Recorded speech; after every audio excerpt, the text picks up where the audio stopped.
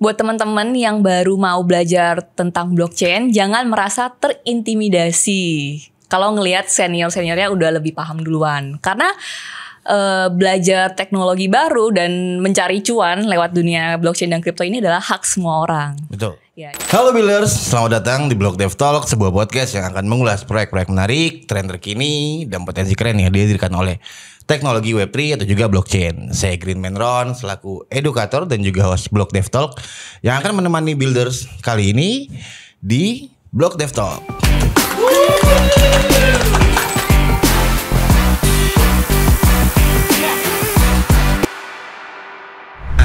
Di hari ini kebenaran kita kedatangan tamu yang luar biasa yang udah sangat nge-hype seorang benda ya. Jadi seorang konten kreator, crypto enthusiast yang cantik, menarik, menawan, memukau di hati. Tapi nggak boleh baper. Kali kita sambut Mbak Brenda.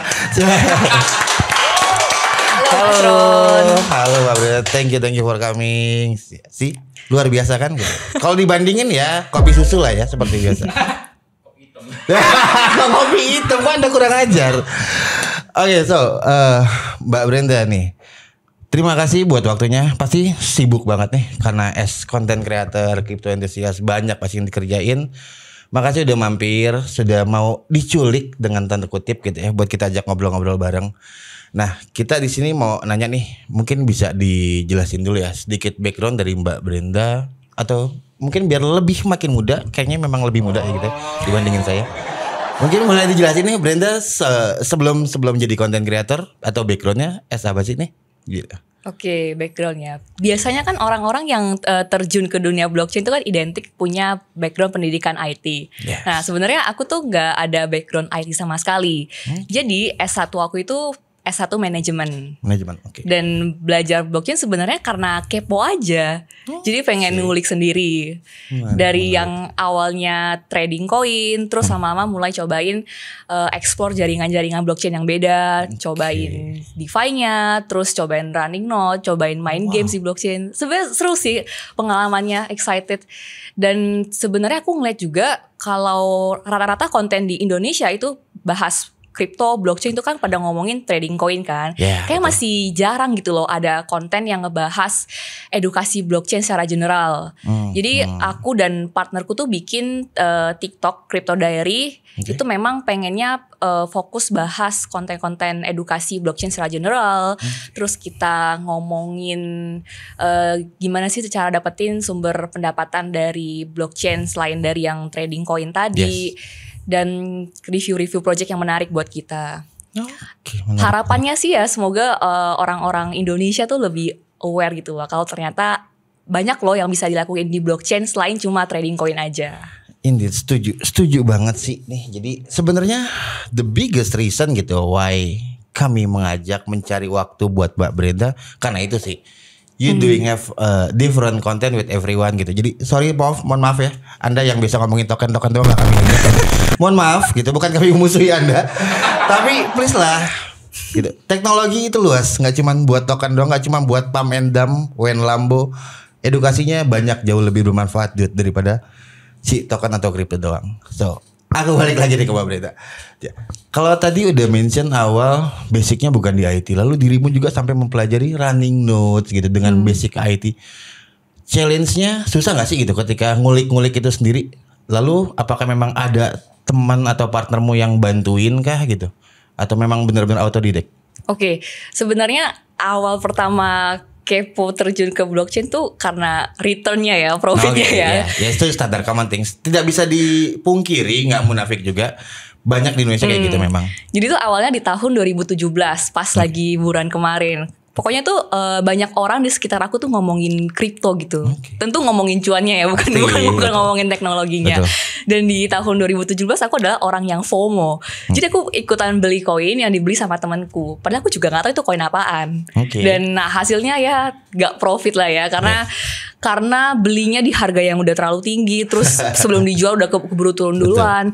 Dan itu kayak jadi males gitu loh belajar blockchain lagi. Jadi pas 2018 aku udah gak ngulik blockchain sama sekali. Terus fokusnya kerja kantoran.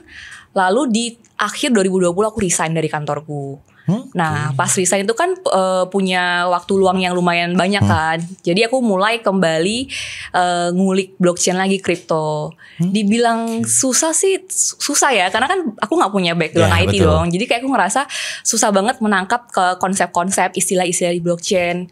Nah kebetulan partnerku itu memang yang bikin Crypto Diary, Gin udah terjun duluan ke blockchain. Jadi aku lebih banyak kebantu lah sama dia. Oke, menarik. Berarti memang karena apa ya, dari keinginan lalu after itu sempat resign juga gitu. Iya. But still the good pointnya adalah kalau kita ngomongin fase gitu ya, aku biasa kasih materi atau literasi fase tuh di blockchain ada kayak 3 phase yang satu masih talking about token, lalu second phase itu sudah talking about smart contract, dan third phase-nya udah talking about financial as in DeFi. Nah, sedihnya kalau di Indonesia kan masih stay di phase-nya token gitu. Makanya bukan berarti kami membenci para trader, enggak gitu. Makanya aku bilang tadi kan di awal pasti semuanya standar masuk ke dalam blockchain pasti pintunya di kripto. Entah itu dari cuan atau apa. Nah, tapi scale up gitu loh, untuk mau belajar di mana lanjutannya itu yang susah gitu. Sebenarnya yang kami kejar gitu ya, goalsnya Blocktiv dari situ sih. Jadi teman-teman yang memang selama ini sudah stay di token, mbok ya udah scale up gitu loh. Kalian pelajari lebih jauh teknologinya, karena dari situ pasti keuntungannya lebih mudah kan, bener gak sih? Bener-bener. Dirimu juga yang tadinya gue beli koin ikut orang, tapi sekarang udah bisa tahu sendiri nih mana nih yang memang berprofitable gitu kan, mana yang memang this is good project atau enggak, kayak gitu, bener gak sih? Setuju sih, dan belajar kripto dan blockchain tuh nggak cuma makes money, tapi kayak kita jadi balik kuliah lagi nggak sih? Betul. Kayak setiap hari tuh selalu ada hal baru yang kita pelajarin. Indeed. Dan pas kita belajar tuh kayak makin excited gitu loh. Pengen suatu hari nanti ngelihat kalau teknologi ini benar-benar bisa diadopsi secara masif dalam penggunaan kita sehari-hari. Yes, betul. Makanya ketika ya balik lagi kayak tadi aku mention di awal, kenapa kami ajak dan lain-lain, ya karena orang harus punya kemauan dulu gak sih gitu. Kalau lu punya kemauan, lu mau belajar, apapun bisa terjadi gitu. Cuman ya balik lagi, masih sedih, masih banyak yang stay di token phase, crypto phase. Mereka gak mau, mereka cuma tetap stay di dalam cuannya. Padahal kalau lu belajar, cuan lu bakal dapat lebih banyak kok. Ya gak sih? Gitu. Makanya dirimu sekarang juga udah keluar dari pekerjaannya, udah wealthy, udah stable ya kan, financial stable. Amin. Saya juga mau gitu. Kalian mau? Aduh. Nah, nggak boleh, kerja dulu. Balik lagi dari pertanyaan tadi, ngomongin background udah, lalu awal masuk dunia kripto. Nah, menurut Mbak, nggak boleh pakai Mbak. Nanti kita lebih tua gitu. Gimana bro?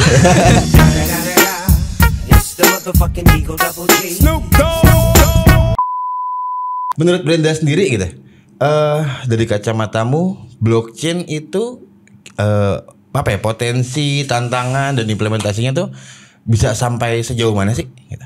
Menurutku blockchain itu bisa jadi potensi buat kita membantu mengurangi ketergantungan kita sama platform Web 2 yang sifatnya centralized. Yes. Misalnya kita ambil contoh platform Web 2 P2P lending. Misalkan kalau di P2P lending sekarang kan aku sebagai lender nih mau minjemkan uangku. Aku tahu dari mana kalau uang aku ini benar-benar disalurkan ke borrowers. Buktinya mana kan? Yes. Dan biasanya syarat dan ketentuan asuransi dalam P2P lending yang Web 2 tuh kayak masih nggak jelas gitu loh. Karena dia nggak transparan sama user di awal. Sedangkan kalau kita berkaca sama platform P2P lending di Web 3, katakanlah AAV gitu ya. Kita tuh bisa ngelihat dengan jelas semua informasi detail tentang pinjaman tersebut. Betul. Kayak aku bisa ngelihat aku sebagai lender dapat bunga berapa sih, terus si borrowers harus bayar bunga berapa. Dan si borrowers ini juga nggak bisa semena-mena bawa kabur uang aku. Betul. Karena mereka punya sistem jaminan kan yang disertakan di awal. Kalau seandainya si borrowers itu nggak bisa melunasi pinjamannya, maka jaminan yang disertakan di awal bakal dicairkan atau istilahnya dilikuidasi untuk mengcover pinjaman yang dilakukan. Betul. Jadi kita sebagai lender juga berasa lebih tenang, merasa nggak dirugikan, dan si borrowers juga sebenarnya win-win solution kan, mereka dapat pinjaman yang mereka mau. Oke. Jadi menurutku blockchain itu bagus banget untuk mengatasi ketidaktransparannya dalam platform-platform centralized Web 2 gitu. Oke. Itu baru salah satunya gitu ya. Kalau ngomongin tantangannya ya, ini kan masih baru banget ya teknologinya kan. Betul. Sekarang kita lihat kayak masih belum 100% berfungsi dengan sempurna. Kayak masih ada kasus-kasus smart contract Web3 yang kebobolan lah.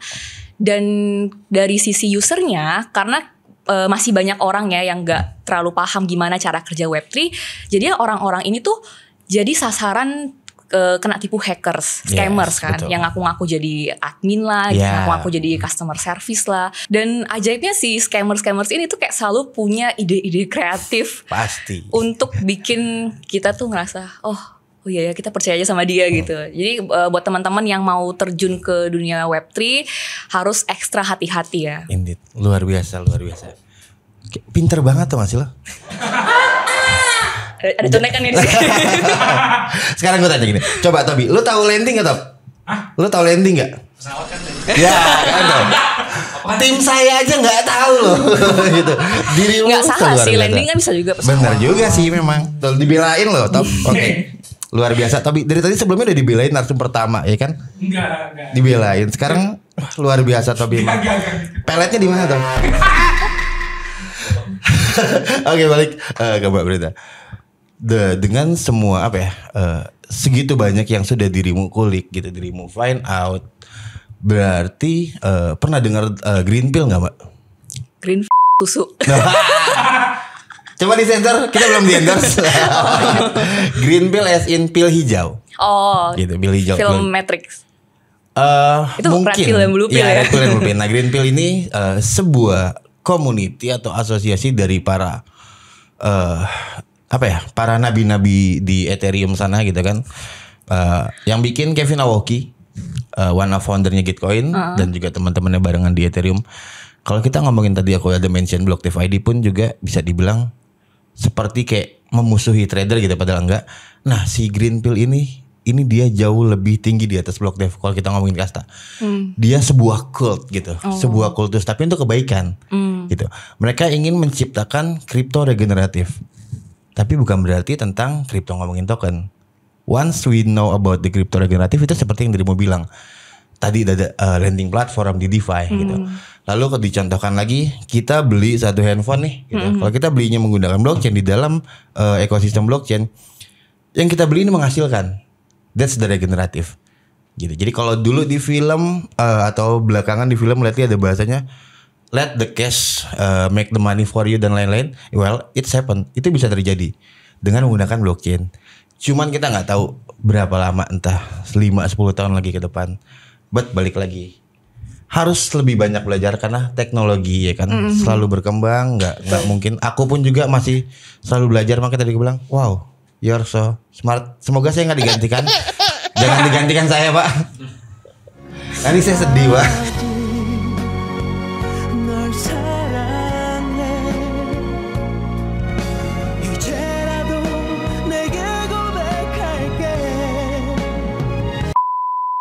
Nah, kalau dari kok pakai Mbak mulu, kebiasaan, maaf. Ya, ya kalau dari Brenda sendiri nih, perkembangan proses adaptasi gitu atau edukasi tentang blockchain di Indonesia, menurutmu gitu dari sekacamata dirimu as content creator sudah sejauh mana sih? Kalau kita ngomongin pertumbuhan investornya ya, itu kemarin aku baca dari Bapepti sekarang udah ada 17 juta investor kripto. Tapi kan investor kan ya. Indeed, setuju. Mungkin sebenarnya karena banyak cerita sukses di kripto itu diangkat dari cerita sukses trading coin, ya kan. Jadi orang-orang yang pertama kali mereka tahu tentang kripto, mereka pasti pengen taunya ini gimana nih cara profit dari trading coin. Gitu. Jadi kalau ngomongin adopsi pengetahuan tentang blockchainnya sendiri kayak masih rendah ya. Masih rendah. Ya kalau dikira-kira mungkin menurut dirimu dari 17 juta itu berapa sih yang benar-benar udah tahu tentang blockchain? Kayak nggak nyampe setengahnya deh. Saya lebih parah. Saya malah merasa baru 15% dari 17 juta. Menurutku gitu yang tahu, karena sisanya udah masih stay di token-token stuff gitu. Dan mungkin tuh mereka nggak punya contoh nyata gitu ya. Mereka nggak ngelihat sebenarnya di Indonesia apa sih perusahaan yang benar-benar berbasis blockchain. Jadi mereka kayak masih ngambang gimana sih penerapan si blockchain ini. Terus mungkin mereka juga bingung mau belajar teknologi blockchain ini dari mana kan. Oh, oke, bener-bener. Tapi untungnya ya, menurutku kalau kita mau terjun ke dunia Web3 itu kita nggak perlu jadi orang yang tahu segalanya, ya nggak sih? Betul. Kayak kita tuh nggak di mesti. Web3 bisa pilih mau berpartisipasi jadi apa. Yes. Misalkan kayak Mas Ron nih bisa ngerti bahasa pemrograman, bisa jadi developer kan. Nah kalau aku yang nggak punya background IT, aku bisa jadi kerjaan yang non IT, misalkan di bidang desain, marketing, content creator. Tuh, jadi memang sangat luas sih opportunity-nya. Gitu. Bahkan banyak yang benar-benar nggak tahu apa-apa gitu kan, lalu tiba-tiba jadi influencer KOL, beli token ini gitu. Tit, coba tolong disensor. Siapa tuh? Jangan disebut. Nanti kalau gue sebut bahaya gitu. Nanti di tiba-tiba di somasi, ada apa somasi. gitu, somasi gitu, di show lah kasarnya, biar keren gitu. Oke, nah dengan minimnya gitu ya orang yang tahu the real edukasi about blockchain itself, menurutmu apa sih ini harus dilakukan gitu oleh dirimu sendiri ataupun Block Dev dan juga teman-teman yang lain yang memang ingin menuju mass adoption about blockchain teknologi? Literasi seperti apa sih harusnya yang kita berikan? Harus perbanyak konten edukasi sih. Kalau porsinya aku itu dari bikin konten yang durasinya pendek, 1 menit gitu, biar orang-orang jadinya aware dan interest sama dunia blockchain. Tapi harapannya sih dengan orang-orang yang udah aware dan interest ini tuh mereka nggak berhenti sampai situ aja, tapi mereka bisa punya komunitas yang bisa ngajari mereka lebih dalam tentang blockchain. Misalkan nih ada komunitas khusus developer, terus ada komunitas ya mungkin trading coin ya kalau orang yang trading coin, terus ada komunitas airdrop hunting yang lagi rame sekarang. Betul. Ada komunitas running node. Jadi ada masing-masing komunitas yang bisa menarik audiensnya masing-masing, menjembatani lah ya, menampung mereka untuk belajar. Kalau Block Dev sendiri gimana? Kalau Block Dev sendiri, saya ditanya ya. Harusnya saya yang nanya. Kalau Block Dev sendiri, tadinya judul kami itu Block Dev ID adalah developer community. Cuman kami rubah karena kalau judulnya developer community, takutnya teman-teman yang non developer mau belajar, mau tahu tentang blockchain tuh jadi takut. Gue bukan developer nih, gitu. Gue jadi nggak ngerti atau apa. Jadi makanya kami rubah blockchain atau Web3 community gitu. Walaupun di belakang itu akan lebih banyak tetap developernya, tapi banyak juga kok teman-teman non tech gitu yang nggak ngerti sama sekali. The developer junior gitu kan, developer non blockchain, orang yang mau jadi developer itu ada. Gitu. Jadi memang benar-benar fully buat semuanya. Makanya kita open for everyone sih, lebih kayak gitu. Jadi apapun basic backgroundnya kalian, mau tahu tentang basic dasar fundamental si blockchain itself, teknologinya, hayu gitu. Kita nggak perlu takut lah gitu. Karena kalau dengan judulnya developer community, mungkin orang kan jadi takut kan gitu. Karena mikirnya oke, gue non developer, gue panik nih nggak jadi belajar. Kan sayang-sayang gitu. Padahal itu sih yang kami harapkan gitu ya, masa adoptionnya gitu. Oke, jadi misal nih aku sebagai orang awam yang pengen tahu teknologi blockchain, aku join ke Block Dev-nya gimana step by stepnya? Joinnya sesimpel ya udah masuk Telegram grupnya. Grup gitu. Telegram. Grup Telegram karena memang kami aktif di Telegram grup gitu. Nanti masuk di sana, nanti tinggal aktifin captcha-nya, ada botnya juga. Botnya juga buatan Indonesia. Gitu, namanya cari promosi nih. Pak Luri, jangan lupa nanti endorse saya. Dan nanti ada botnya, isi captcha, dan nanti disuruh kenalin gitu. Nanti situ biasanya pas pengenalan kalian bisa mention, oke, gue anak baru misalkan, atau gue dari orang non blockchain, atau aku mau belajar tentang produknya, mau jadi CM-nya, mau jadi desain atau apa segala macam kayak gitu. Nah, nanti dari situ akan ada yang ngejawab, dan mostly teman-teman yang ngejawab adalah bukan akunya sendiri, justru malah teman-teman yang lain yang memang punya knowledge-nya. Yang gitu. Punya pengalaman ya di Web3 ya. Jadi bisa sekaligus di mentoring ya di sana ya. Betul. Jadinya bisa ngobrol, sharing, diskusi apapun. Dan ya balik lagi, mungkin kalau komunitas lain kita bisa mention, mereka ada adminnya nih ya, ada modnya gitu kan, kayak GM or whatsoever. Di Block Dev nggak ada sih gitu. Bahkan terakhir lately ada ngomong, mendingan kata-kata GM pagi dan lain itu di blok aja, karena kita nggak butuh itu gitu.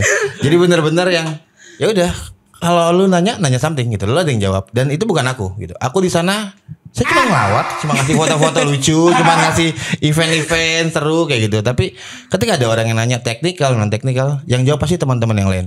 Itu yang sudah kami setup di Block Dev gitu. Komunitinya sehidup itu, dan alhamdulillah puji Tuhan dalam Om Swastiastu semuanya ya.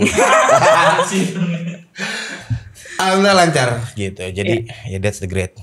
Cuman kok jadi gue yang ditanya ya? Iya dong, biar orang kan jadi tahu juga Blog Dev. Bener sih gitu. Tapi ada event-event offline juga. Event offline punya. Kita punya rutinitas setiap Kamis. Jadi itu bisa dibilang semingguan jatuhnya. Jadi Kamis offline, next weeknya online, offline, online. Bergulir setiap Kamis. Itu rutin. Iya. Syukurnya rame gitu. Terakhir kita ketemu di sana juga kan? Bener, mantap. Jadi, enak sih ya kalau enak. punya komunitas yang bisa saling sharing dan tukar pengalaman di Web3. Tapi sebenarnya kalau kita lihat masih sedikit ya sebenarnya komunitas kayak gitu di Indonesia sedikit, ya. Betul. Nah makanya kayak kemarin dirimu datang kan juga ada teman-teman yang lain nih. Nah ini balik ke pertanyaan woman in Web3 gitu. Kayak dirimu kemarin datang mungkin tautnya akan ngira gue bakal cewek sendiri nih gitu. Tapi ternyata enggak nih, ada juga teman-teman yang lain.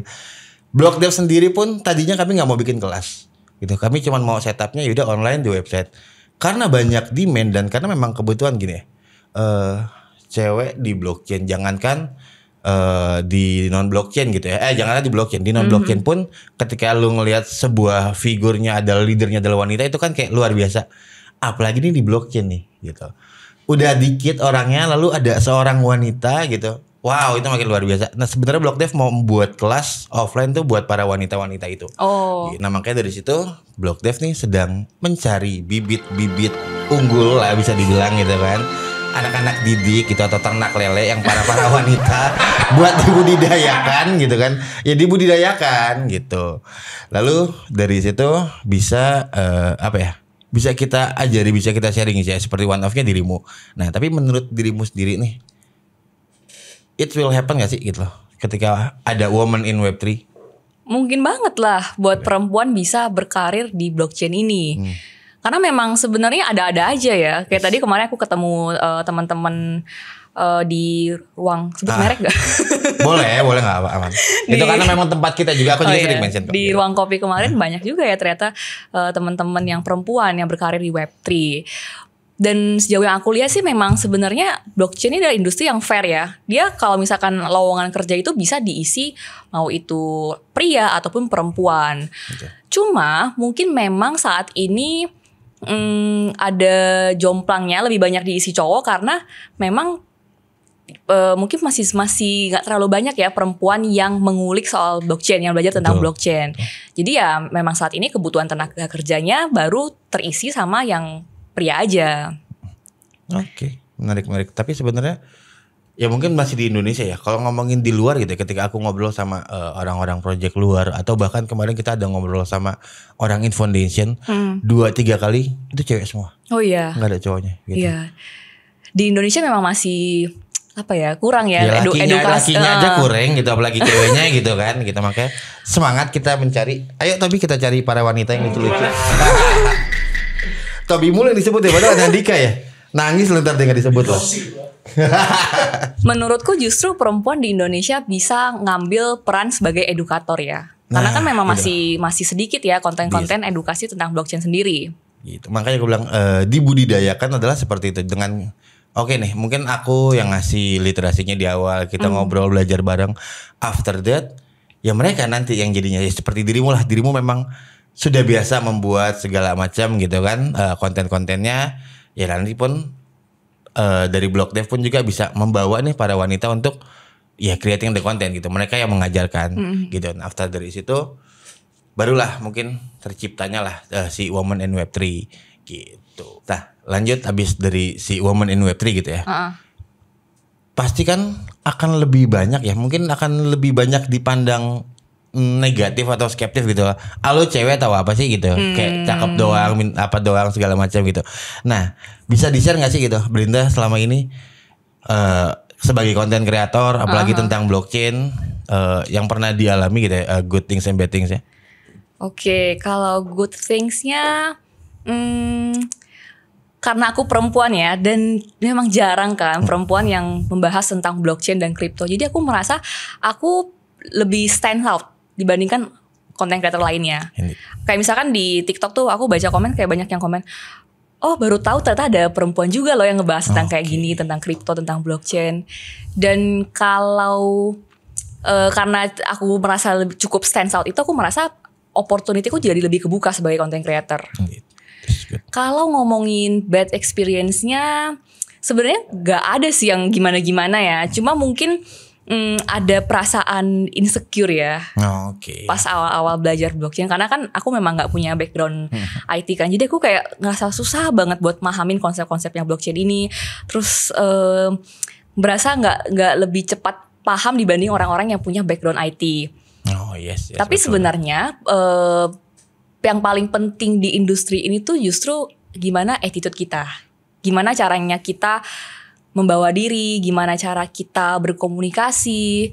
Kalau kita bisa jadi orang yang pembawaannya positif, memang bener-bener niat belajar, bisa memberikan pertanyaan yang kritis nih di dalam grup, terus kasih value. Biasanya orang-orang yang udah senior itu mereka juga mau kok ngajarin kita, bagi-bagi insight sama kita. Kalau misalnya kitanya memang bener ya, sebagai individunya. Jadi memang awal-awal insecure, tapi lama-lama kalau kita bisa membawa diri, nggak ada sih, maksudnya nggak ada perlakuan yang diskriminasi, nggak gitu juga sih. Good. Bagus sih, dan syukurnya mungkin little did ya, banyak teman-teman komunitas memang yang bisa dibilang skeptis gitu ya. Mungkin karena teman-teman nih dari non blockchain juga mereka belum tahu dengan teknologinya, lalu melihat seorang wanita yang jadi konten kreatornya, pasti mereka kan jauh lebih skeptis, mungkin lebih ke meremehkan gitu ya. Gitu. But syukurlah mungkin dari community di dalam Web3 jauh lebih banyak yang memang welcoming gitu. Jadi ketika kalian masuk ke dalam Web3 community, tapi note-nya tetap a good things ya gitu. Kita bukan ngomongin community yang cuman ya AIUEO gitu aja gitu ya, nggak ada dagingnya lah kalau kata anak-anak gitu sekarang. Nah kalau ketika kalian masuk ke community yang benar, kalian pun pasti nggak akan diremehkan kok gitu. Kalian newbie, kalian nanya, kalian akan dipandu, kalian akan benar-benar dikasih tahu seperti ini kayak gitu. Enaknya mungkin di Web3 itu sih poin plusnya menurutku ya gitu. Walaupun mungkin memang ya masih ada lagi lah yang menyepelekan. So lanjut kita ke next questionnya nih. Dirimu sebagai content creator gitu ya, menurutmu mass adoption ini bisa terjadi di Indonesia gitu ya, untuk tentang literasi teknologi blockchain itu seperti apa sih gitu penerapannya harus tepat? Apakah misalkan butuh bantuan pemerintah atau dari masyarakatnya? Ini yang mana ya? Tunggu. Yang mana nih? Yang peran. Oh. So tadi bawa pemerintah kan, jadi kayak pemerintah yang mana? I mean kan ya literasinya kan yang tepat ya, apakah membutuhkan bantuan pemerintah atau enggak, atau cuman dari kitanya aja, like top notch down to top and stuff kayak gitu.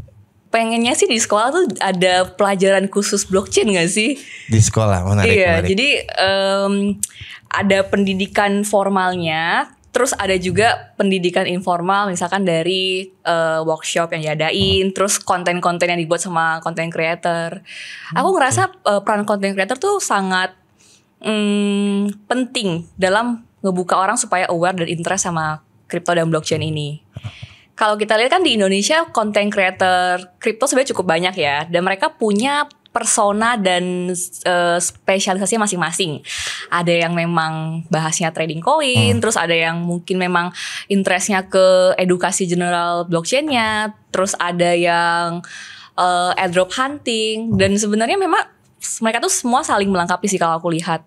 Karena di industri sedinamis kripto ini ya, kayak tiap saat tuh pasti selalu ada informasi baru. Kalau kita nge-scroll Twitter atau X aja tuh tiap jam tuh selalu ada informasi baru. Betul. Entah itu ngomongin sentimen marketnya lah. Terus tiba-tiba ada narasi baru yang dibikin. Dimana biasanya narasi-narasi baru ini selalu diikuti sama project-project lahir. Project-project baru yang lahir gitu kan. Jadi memang tiap content creator itu punya perannya masing-masing dan saling melengkapi. Karena memang gak mungkin kan kayak satu orang tahu segalanya tentang blockchain dan crypto. Akan susah banget untuk ngikutin pace yang sangat cepat di dunia ini kan. Betul. Setuju. Dan kita sebagai audiens juga sebenarnya harus pinter-pinter nih memfilter konten creator mana sih yang mau kita ambil ilmunya, yang mana sih yang cocok sama preferensi kita sama toleransi resiko kita. Betul. Kan nggak semua omongan konten creator harus kita ikutin kan. Dan pada dasarnya content creator adalah manusia yang bisa salah. Pasti, betul. Saya pun juga bisa salah. Saya bukan Mohon Tuhan. maaf. Di sini Tuhan hanya si Puja Kerang Tobi. Oh salah. Gimana sih? Coba nanti nongol ya kita tongolkan muka Tobi di sini pakai kostum kerang gitu sambil dipuja-puja. Siap. Puja kerang ajaib. So berarti overall kolaborasi suatu hal yang penting untuk mendapatkan atau meraih dengan mass adoption blockchain teknologi di Indonesia. Oke. Nah, last question nih ya dari aku. Menurut dirimu nih, menurut Brenda, teknologi blockchain yang bisa diimplementasikan dalam kehidupan sehari-hari itu seperti apa sih? Oke. Tadi pertama udah satu ya, yang dalam bidang keuangan, nice, yang betul. contohnya P2P lending. Selanjutnya mungkin di data diri ya. Jadi pengennya nih di kemudian hari itu data diri kita kayak KTP itu bisa disimpan dalam blockchain. Jadi kalau misalkan ada keperluan apapun tuh kita tinggal connect wallet aja. Nggak usah lagi yang namanya kita harus fotokopi akte lah, fotokopi KTP lah. Jadi lebih efektif dan efisien. Dan bisa terintegrasikan semuanya. Terus pengennya ya di imajinasi aku itu blockchain ini juga bisa kepake dalam implementasi kebijakan publik. Misalkan nih pemerintah mau ngasih dana bansos ke warga nih. Nah nanti sistemnya dana bansos ini tuh di airdrop gitu loh ke wallet-wallet warga yang eligible. Nah dan rupiah digital yang di airdrop ini hanya bisa di spending di merchant-merchant tertentu. Misalkan hanya untuk beli sembako aja. Jadi kan kalau kayak gini gak ada ceritanya dana bansos kita dikorupsi lagi.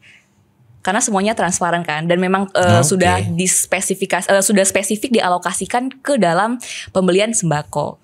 Gitu sih pengennya. Menarik. Pengennya gitu ya. Ya semoga mungkin. Ya sampai kita bisa melihat adaptasi penggunaan blockchain dalam kehidupan kita sehari-hari. Oke, semoga. Jadi Bapak Ibu Menteri, para DPR, MPR mungkin bisa didengarkan gitu ya kalau kesannya. Harapan kami para builders, kepada content creator dengan masa depan teknologi about blockchain itself. Ya semoga kalian bisa mau menggunakan teknologi-teknologi tersebut di sana. So, dengan semua pertanyaan yang sudah diberikan, terima kasih banyak sudah menjawab dengan sangat baik. Ini aduh, kepentok lagi.